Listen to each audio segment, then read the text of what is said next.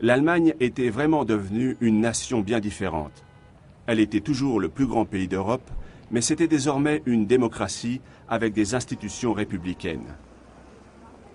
La République de Weimar, née dans les cendres de la défaite, fut associée à l'humiliation du traité de Versailles et affronta très vite de graves difficultés. Elle dut d'abord surmonter les troubles politiques fomentés par les révolutionnaires communistes et les nationalistes d'extrême droite. En 1923, le pays, incapable de payer les réparations de guerre, plongea dans l'hyperinflation et une crise économique sans précédent qui toucha de plein fouet la population.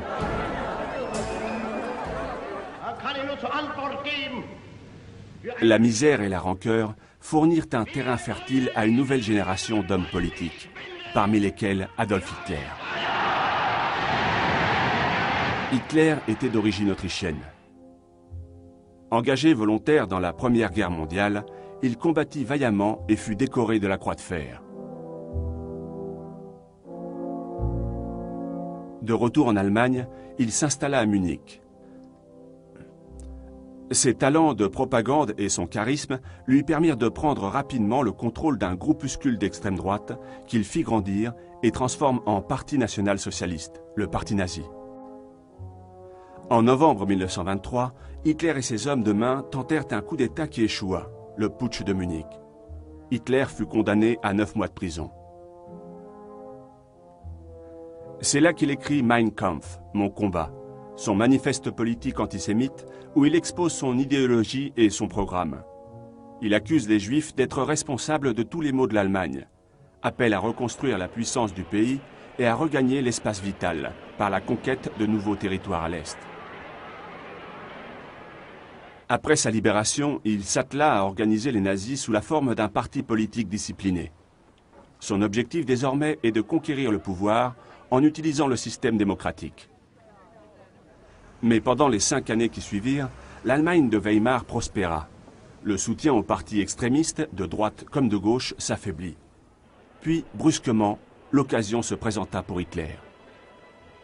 En octobre 1929, le krach boursier de New York déclenche une crise économique sans précédent.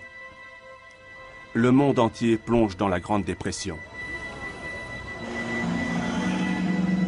En Allemagne, le nombre de chômeurs dépassa la barre des 6 millions.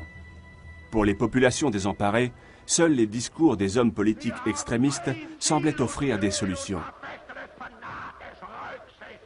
Des hommes politiques comme Hitler. En 1931, le parti nazi est déjà un véritable mouvement de masse, avec une armée de voyous en chemise brune, les sections d'assaut USA, et une propagande bien organisée. Les nazis remportèrent les élections de 1932, devenant le premier groupe politique au Parlement allemand, le Reichstag. Mais Hitler refusa de composer une alliance et paralysa l'activité du Parlement. Pour sortir de l'impasse, le président Hindenburg finit par être contraint de nommer Hitler chancelier, chef du gouvernement, le 30 janvier 1933. En février, l'incendie du Reichstag permit à Hitler d'exiger des pouvoirs d'exception, d'éliminer tous ses opposants politiques et de commencer la mise au pas du pays. La démocratie était morte. À la mort du président Hindenburg, en août 1934, Hitler s'autoproclama président et chef au pouvoir absolu de l'Allemagne, le Führer, le guide.